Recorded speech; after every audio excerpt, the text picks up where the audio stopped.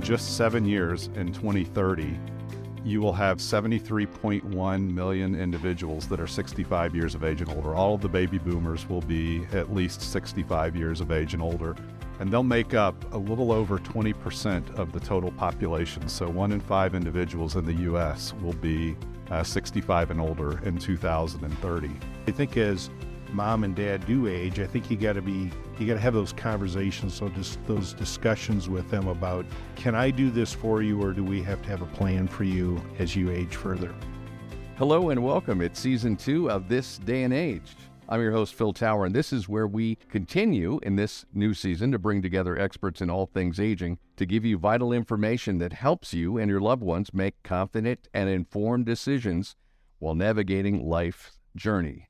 Now, in this new season, we're going to zoom out a little bit. We covered a lot of great topics in season 1. We encourage you to look back and check out some of those episodes if you haven't listened to them already. But at the very least, we are going to continue to bring you thought-provoking and inspire some aging adults, hopefully listening, and you, their children, to start thinking about and planning for the future. It's never too early to plan for the future. In this episode, I'm pleased to be joined by Chief Strategy Officer at Holland Home, David Tiesenga, and Brad Straub. Brad is the Executive Vice President at Greystone. We have brought these two experts together, both David and Brad, for a deep dive into some pretty profound and real facts staring us head on regarding the aging population here in America. It is having a major impact on all sectors of life and will continue to do so for many years and decades to come, especially when it comes to all things aging. And as we talk about this area, I want to first of all dive into Greystone, Brad. You are with Greystone. A lot of people may not know about your company. First of all, Brad Straub, welcome to the program. Thank you for being here. Thank you. It's a pleasure to be here with you as well today, Phil. What is Greystone and what do you do? So, Greystone, as you had indicated, my official title is Executive Vice President. I've been at Greystone now for 20 years, but Greystone, we're a consulting and advisory firm that's been in business for 40 years. Since 1982, we were founded, and our sole business is working with not-for-profit organizations like Holland Home to help them address all of the questions related to the business of senior living. So whether that's doing strategic planning, looking at project planning for a new campus or an expansion or redevelopment of an existing campus, or figuring out how to improve existing operations or how to improve occupancy or other components. We've got a team of 85 professionals that's their sole focus and expertise is, all the areas centered around senior living. We're going to talk about aging in America and especially some statistics. I would assume, Brad, that at Greystone, this area has become a bigger focus of your work recently just because of the trends in this area. Oh, absolutely. If you go in anyone's offices, you'll see those demographic age wave charts that just show, as we're going to be talking about a little bit more today, the significant increase that we are now experiencing in the senior population. So absolutely, it's first and foremost on everyone's minds on figuring out how do you deal with all of those issues that come with an aging population. David Tiesenga, you've been in this space a long time. You've been with Holland Home a long time. Talk a little bit about your role, your history with Holland Home, and kind of where you see this space going, rather. Sure, Phil. I've been working for Holland Home for 37 years. I started out 37 years ago working kind of in the reimbursement and patient accounts area, and then actually was a nursing home administrator for a while. And then I spent 30 years as the chief financial officer for Holland Home and its organizations, and now the past 2 years have moved into chief strategy officer role.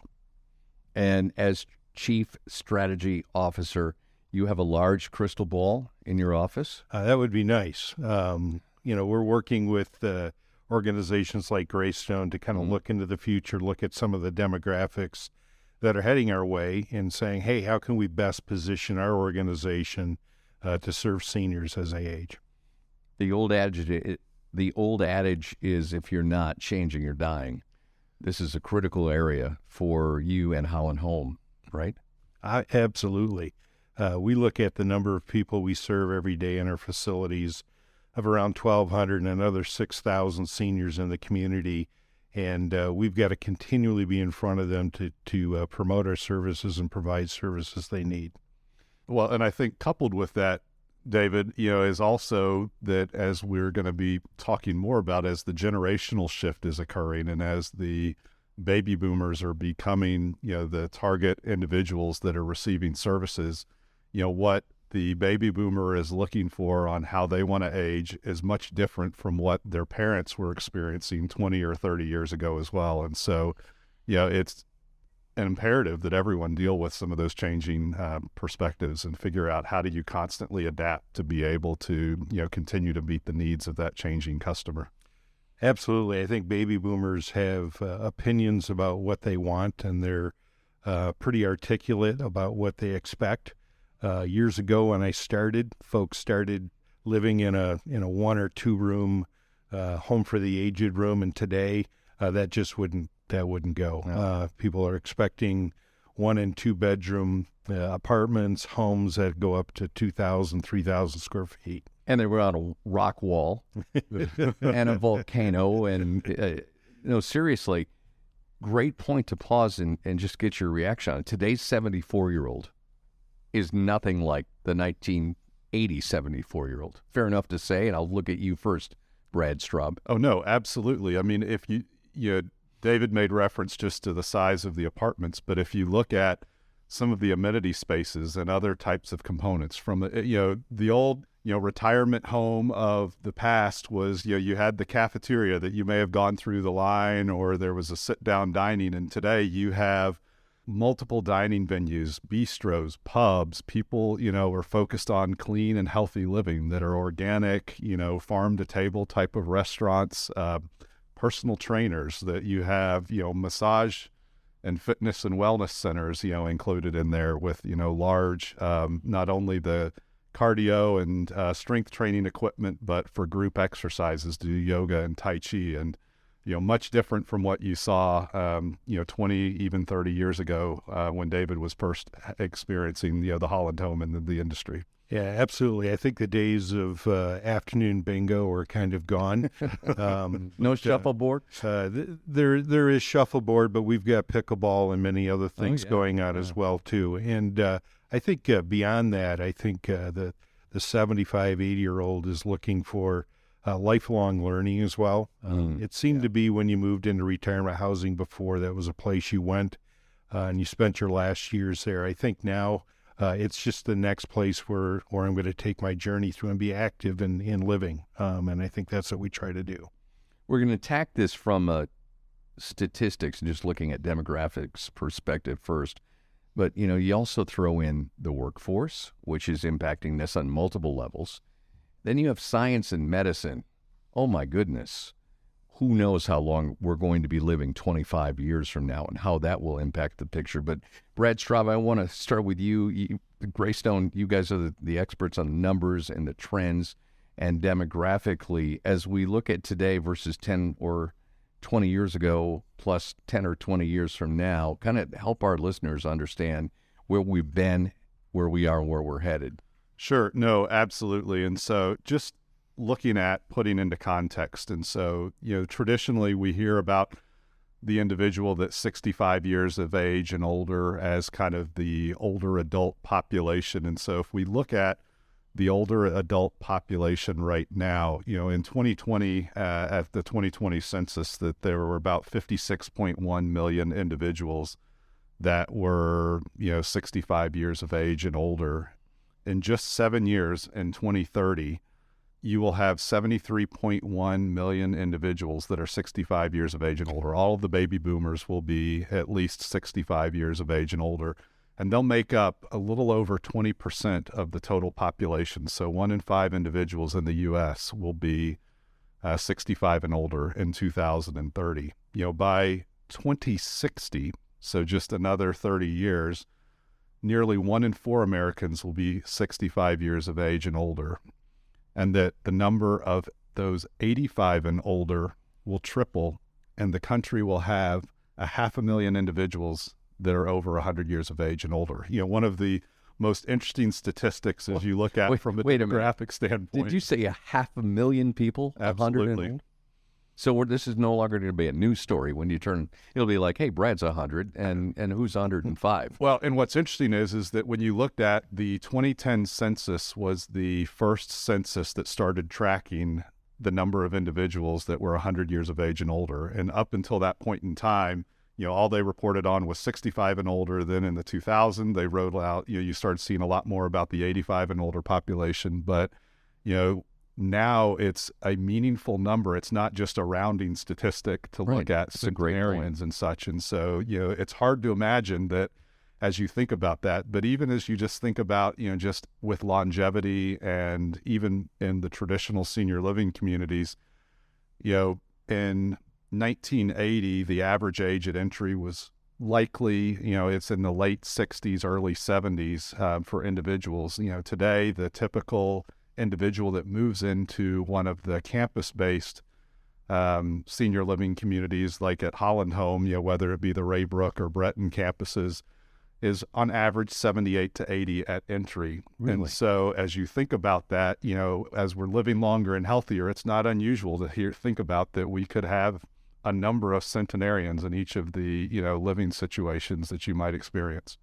One other shocking statistic, and I want to steal your thunder, Brad, but in 2034, those 65 and older in the country will officially outnumber those 18 and younger. Is that actually true? That's correct. And so it's really a shocking statistic. And, as you look at some of the different demographic bell curves and you can see those sometimes across looking at comparing different countries, and it shows based on different age cohorts and buckets. So as you said, the 18 and younger, then you start looking at like 18 to 34, 35 to 45 when they break those up. And it forms, sometimes different like bell curves and other shapes that the U.S. is really transitioning. I mean, we've been a young country historically. And if you look at that, it's almost like an inverted bell. It's more like a vase, but we're moving to more that traditional bell shape that you see with a lot of the Western European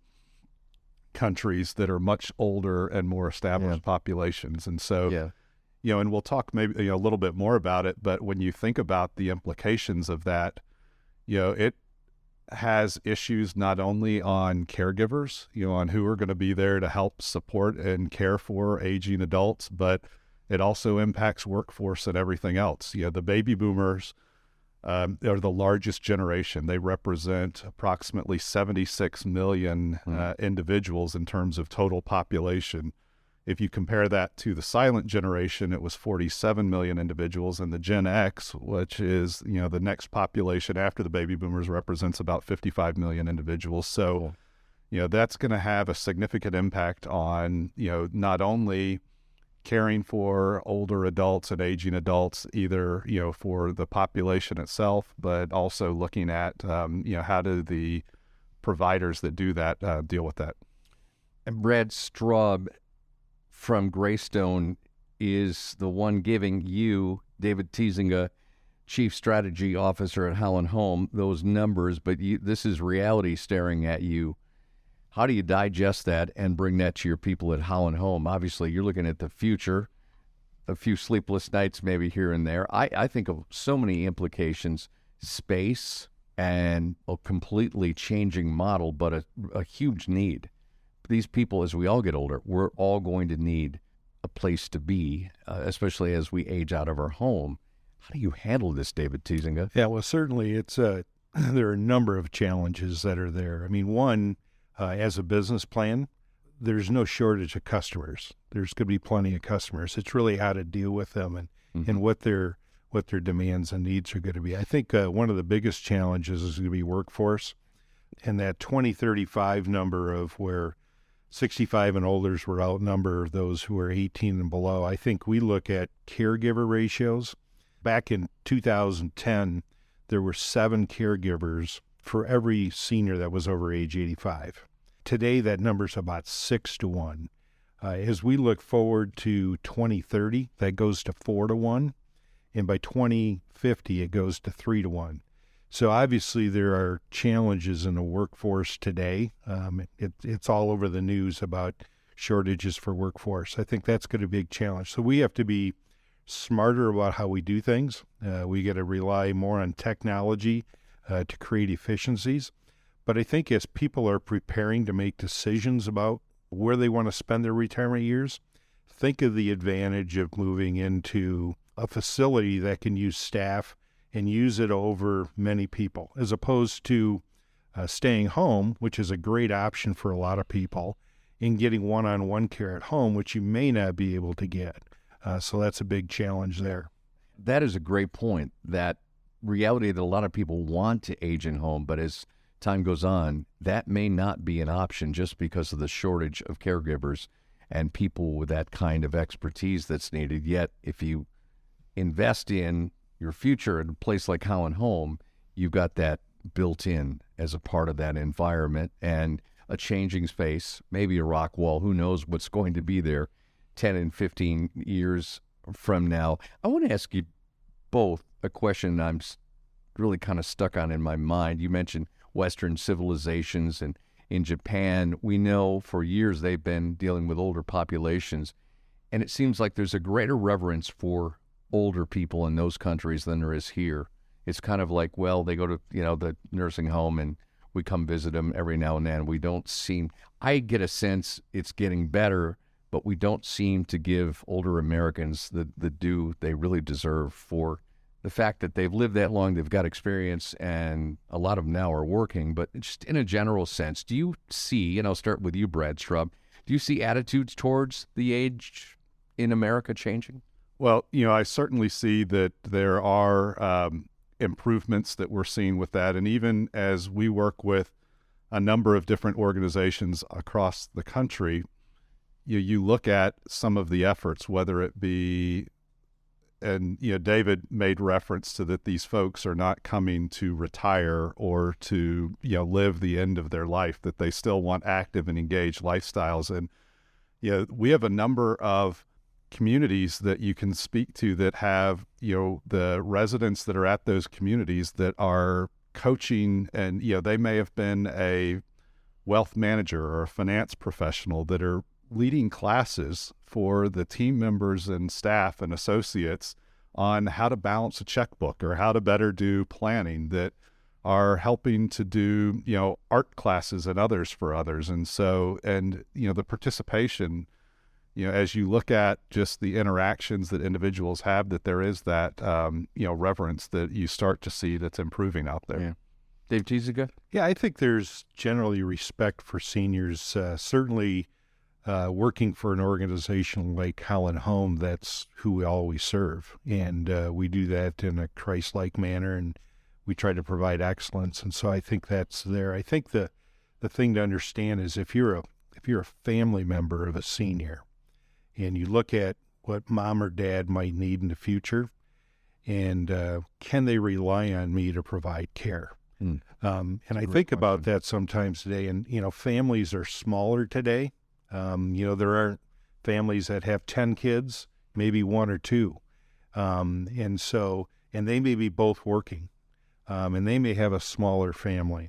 And so there's two wage earners that maybe don't provide the care. And so how do they help mom and dad age successfully where they need the help? And I think a lot of times historically, you've relied on your family, and maybe you can't do that. There's another interesting statistic, and that is for those who are 55 or older, 16.5% of people who are 55 or older are childless.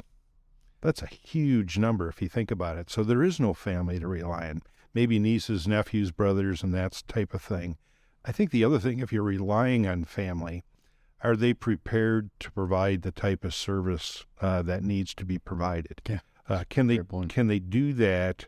Can they handle the physical and emotional needs of taking care of mom and dad? Can they handle those personal dignity types of things? And so I think as mom and dad do age, I think you got to have those conversations. So just those discussions with them about, can I do this for you, or do we have to have a plan for you as you age further? That's David Tiesenga. He's Chief Strategy Officer at Holland Home. We're also speaking on this episode of This Day and Age with Brad Straub, Executive Vice President at Greystone. We'll continue to dive deeper into aging in America and the profound impact that's having not only now, but will have in the future in this country. Wanted to take just a quick moment to thank the experts in all things aging from Holland Home, Faith Hospice, and Atrio Home Care for bringing this conversation to you, our listeners, today. If you'd like to learn more on how Faith Hospice, Holland Home, and Atrio Home Care are supporting and growing an aging population here in West Michigan and beyond, you can learn more by visiting thisdayandage.org. Again, that's our website, thisdayandage.org. Again, I'm speaking with Chief Strategy Officer at Holland Home, David Tiesenga, and Brad Straub. He is Executive Vice President with Greystone, as we're speaking about aging in America. So, David, I want to go back to you. We've talked about some of the challenges ahead. What does your current scene look like in terms of challenges that are impacting today in 2023? Maybe you saw even as early as 2015, 16, 17 that are happening now. We already talked about the labor shortage, but address those a little bit, if you will. Yeah, sure. I think that one of the big things is dementia. We know that 1 out of 7 over age 65 deals with some level of dementia. We know as you age in that growing population of the 85 plus, really 50% of people over age 85 deal with some dementia-related issue. So I think really having programs, facilities, units that can address those dementia services for them. We here at Holland Home have our dementia units kind of designated as positive care approach to handling people that there's special training that goes in for the dementia staff. But I think that's a big challenge going forward, is just understanding dementia is a big part of where seniors are at. Brad?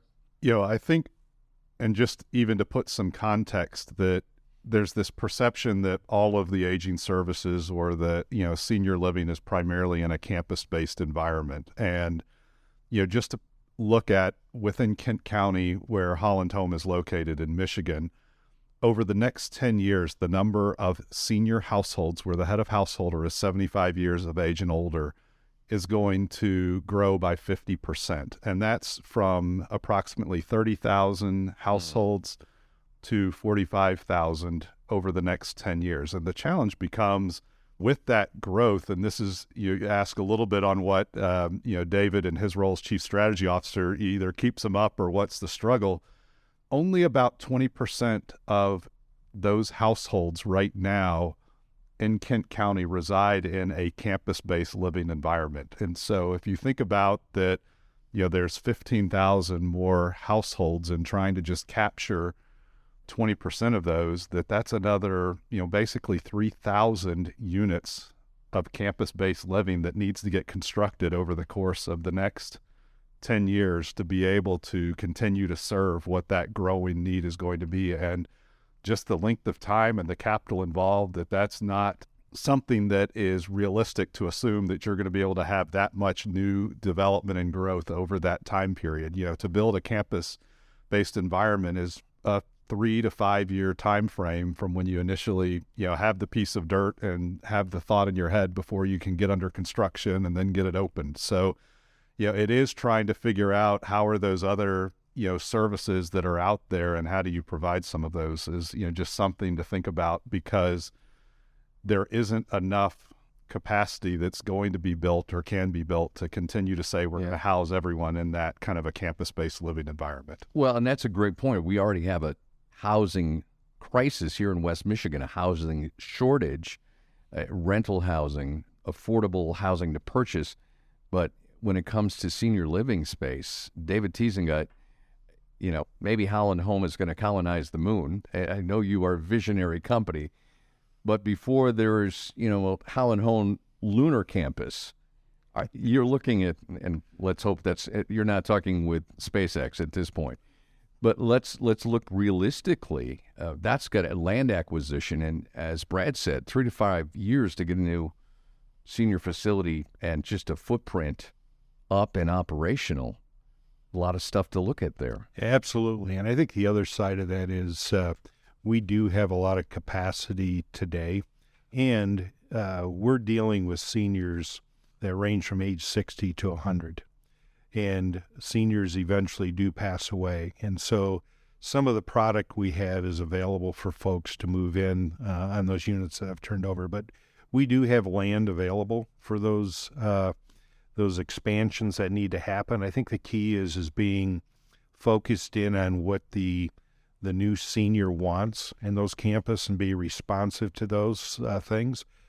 So those are challenges that I think we can deal with. It just takes some time to be able to deal with that. I think the way we respond to it is through our home and community-based services.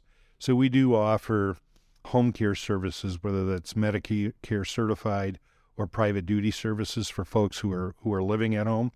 We do offer palliative care services. So if there are some troubling times you're going through, you can get those palliative care types of services. And we can do those through multiple companies, whether it's the ability of you to pay for that on your own, whether you're accessing those services through our Reliance company that takes advantage of Medicaid waiver dollars or care resources. That's a great point. And Holland Home's continuing care agreement, which is that safety net, which means that should they hit a situation financially where they can't afford that, they're not going to be kicked out. They get to continue to live there. And that's another, again, key advantage of living in a facility like Holland Home versus trying to continue to age in your own home. As we wrap up this episode, I want to ask both of you gentlemen, Brad Straub with Greystone and David Tiesenga, Chief Strategy Officer at Holland Home, some of the key things you'd like those listening to this episode to take away in terms of aging, things to talk about. Throwing a lot of stats at them. Brad Straub, I want to talk with you. You're a numbers guy, but you think about this just in terms of the human impact, the capital, both real capital and beyond that's going to take to address this issue. Some of the key takeaways you want our listeners to go away with.